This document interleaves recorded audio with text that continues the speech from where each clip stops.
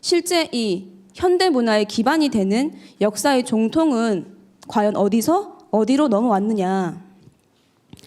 이 고조선과 사국시대를 이어주는 또 하나의 잊혀진 고리가 바로 북부여라고 우리는 잘 알고 있는데요. 저는 이 북부여뿐만 아니라 고조선의 탄생 배경에서도 잊혀진 또 하나의 고리가 있다라는 생각을 합니다. 바로 배달국인데요. 우리가 흔히 말하는 단군 신화 속에 웅녀라든지 곰이 사람으로 변해서 결혼을 해서 낳은 아들이 바로 단군이다.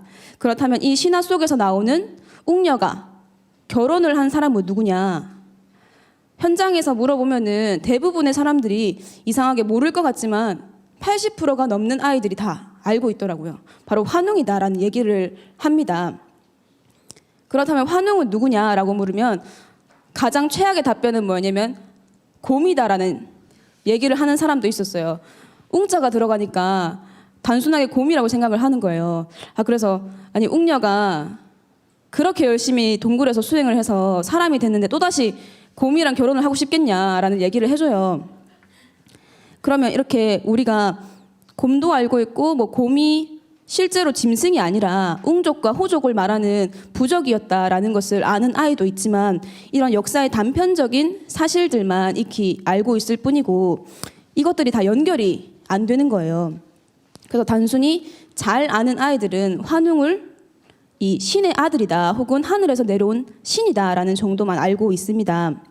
여기서 우리가 고조선을 통치했던 분을 단군이라 하고 이 배달국을 통치했던 분을 환웅이라고 한다.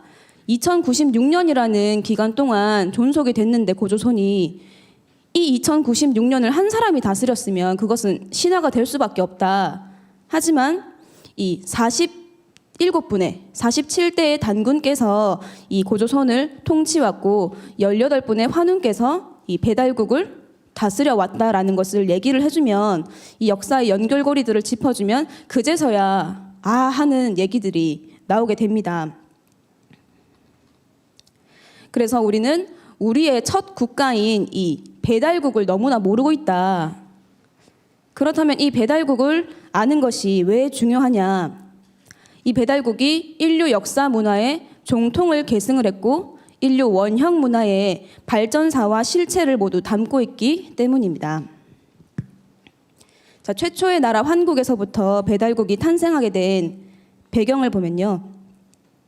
서자 환웅이 사기천하하여 탐구 인세원을 생략하고 내수 천부인 삼계하사 견왕이지 하시니라. 이 서자부의 환웅이 자주 천하의 뜻을 두어서 인간 세상을 구하고자 했는데 이 뜻을 환인께서 아시고 인간을 이롭게 할 수 있는 터를 둘러보시고는 이 태백산에 아들이 이 환웅에게 천부와 인 세 개를 내려보내 주어서 이곳을 다스리게 했다라는 내용이 환단금이 나오게 됩니다. 지금만 해도 이 도장이라는 것은 우리가 선뜻 아무에게나 내주는 물건이 아니죠. 그래서 도장은 본인이 가장 믿는 대리인에게 위임을 하거나 혹은 자신의 모든 권리를 양도를 할 때 주게 됩니다. 그래서 도장을 줬다는 것은 후계자 혹은 대리인으로 내세운다는 의미입니다. 이 도장과 세상을 다스릴 수 있는 이 천부, 세상을 다스리는 하늘의 입법인 천부를 전수받았다는 것은 환국의 종통을 모두 계승하는 말하자면 적통자라고 할 수가 있습니다.